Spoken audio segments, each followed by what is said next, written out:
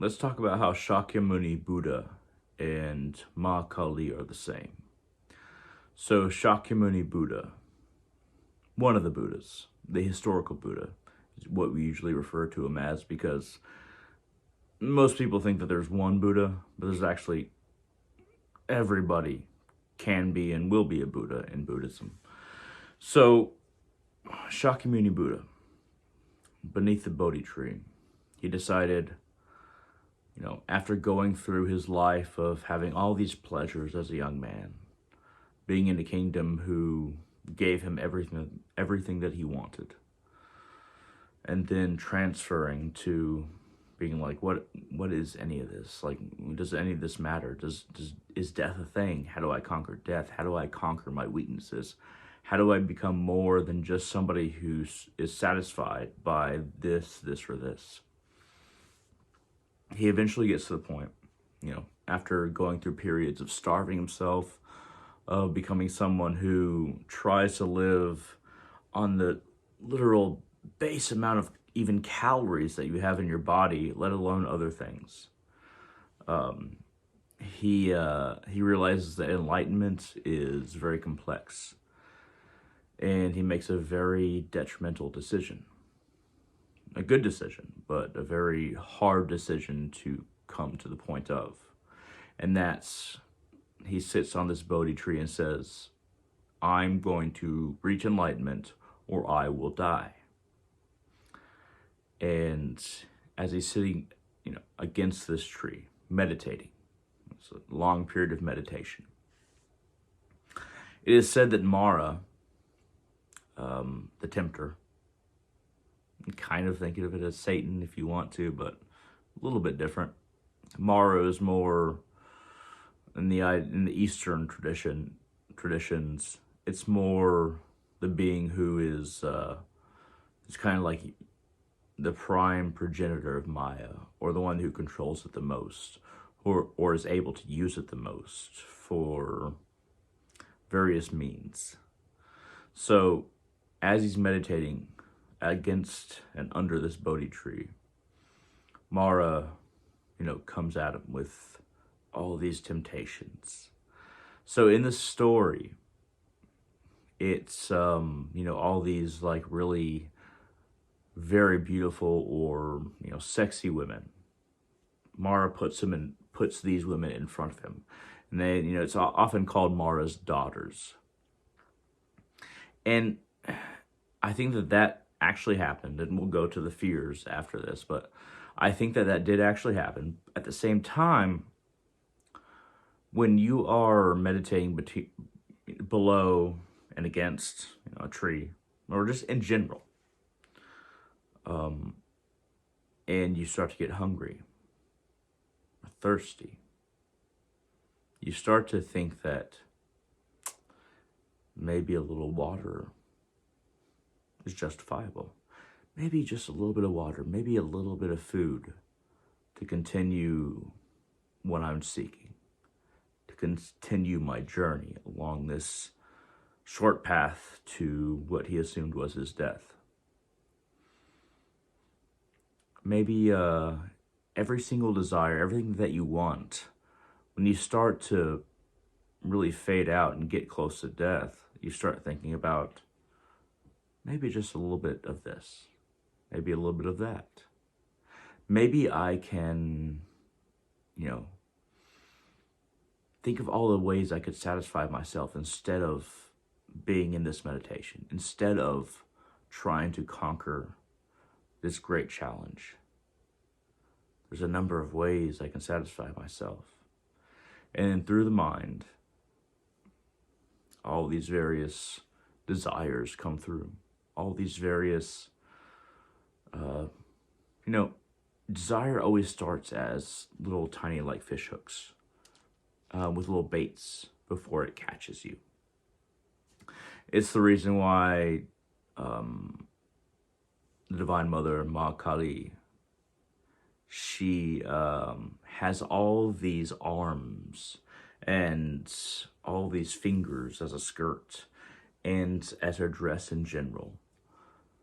It's not because she wants to wear body parts, These are symbols. All the little satisfactions that you know will not help you, that you offer up to her, are like fingers. All the arms that she wears as a skirt are those habits that you know will hurt you, or you know you don't need. Like, for instance, drinking or smoking. I smoke cigarettes. I drink alcohol.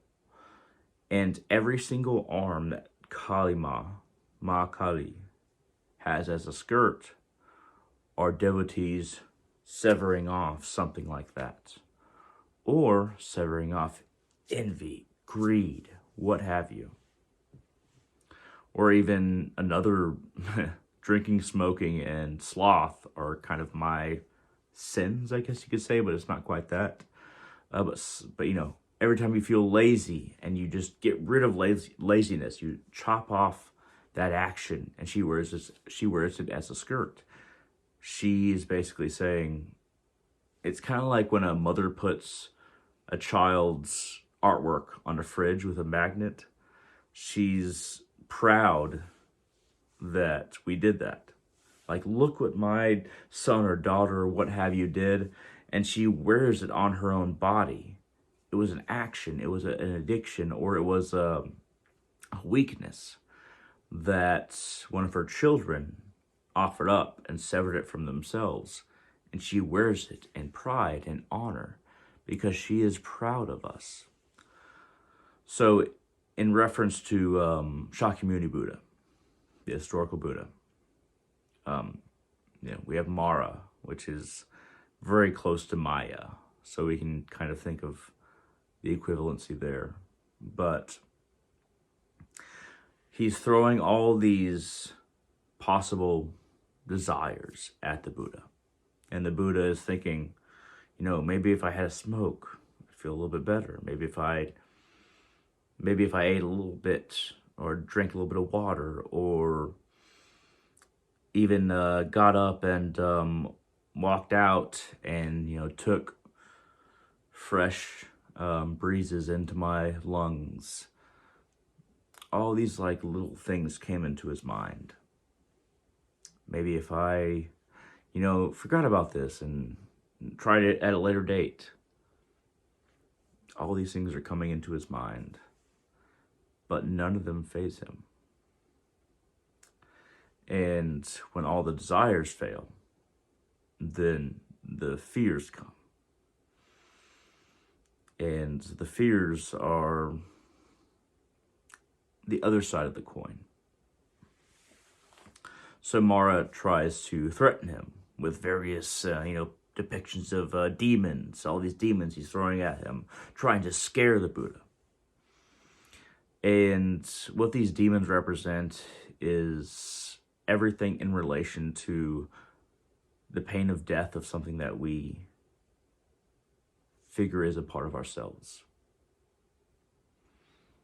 And it's not just death that these demons are threatening, like, I'm going to kill you. It's the death of things that we hold on to. Ideas, even. Desires as well. But fears and desires kind of feed into each other, but desires as well. A lot of these demons are demons who say, I'm about to kill you, or I'm about to remove your ability to do this or that. I'm about to remove your ability as a human to speak, perhaps cut off your tongue. All of these fears come at the Buddha because there's this nagging sensation in the back of his head. That's where Mara exists. That's where Maya exists.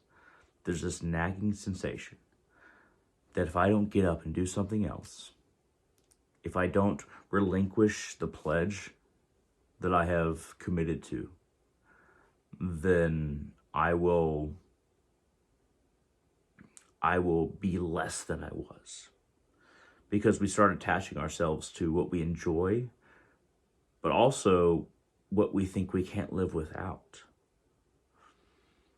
And to commit oneself to something like not breathing, though you can definitely breathe, it's okay, but Mara tries to convince you that everything that you're attached to is as necessary as breathing. After a time, the Buddha, Shakyamuni Buddha, that's the name of this specific one, the historical Buddha, he starts to realize that there's a middle way. He's not scared of any of the fears, and the desires do not tempt him. But he realizes that to be a human being and to live a full, not just a full life, but to sustain his body so that he can help other people,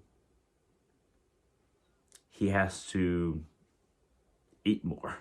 Because before that, he was on a path of just eating as little as possible. But the Buddha realizes instead that, okay, I should eat this amount of rice and things that are good for me.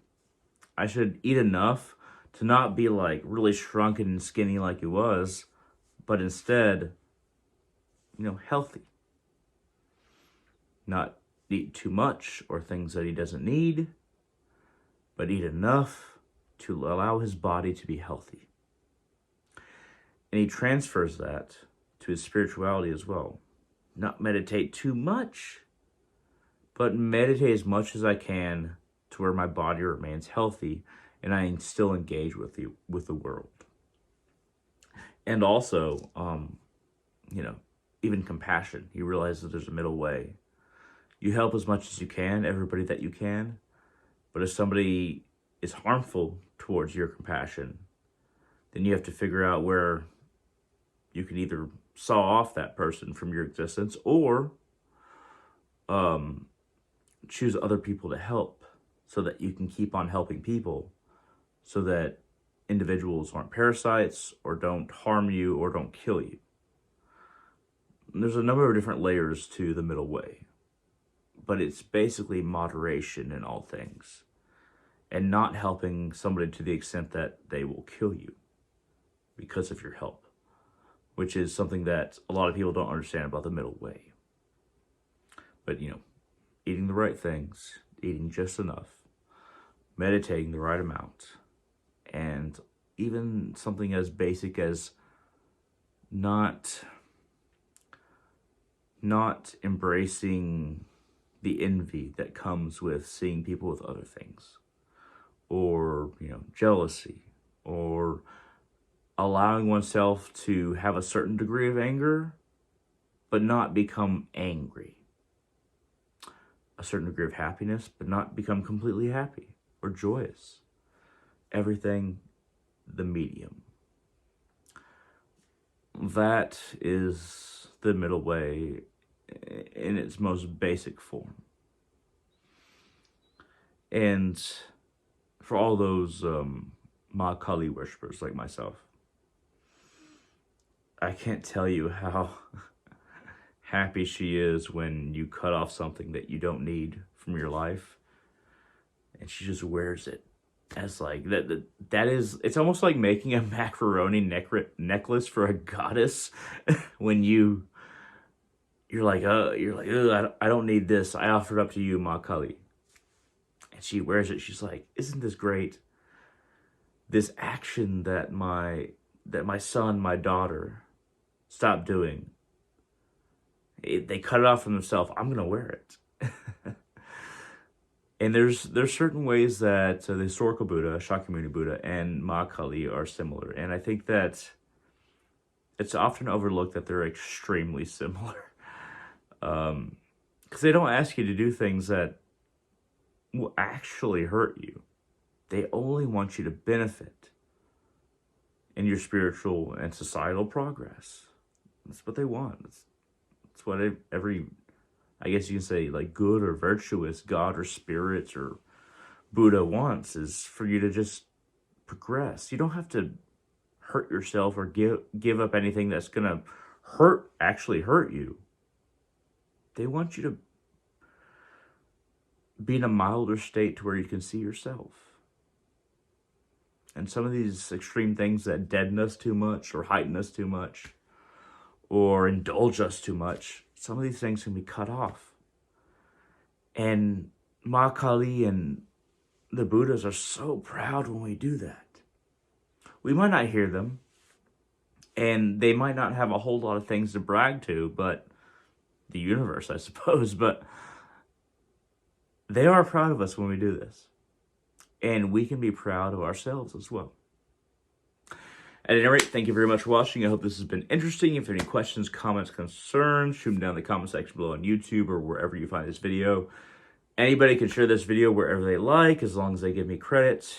And just question, like, what do you need in your life? And what can you cut off? And maybe it's a process, little bit by little bit. But maybe shaving off all these little pieces, all these little, like, fingers or arms, will lead you to a better place. At any rate, thank you very much for watching, and I hope all of you have a wonderful day.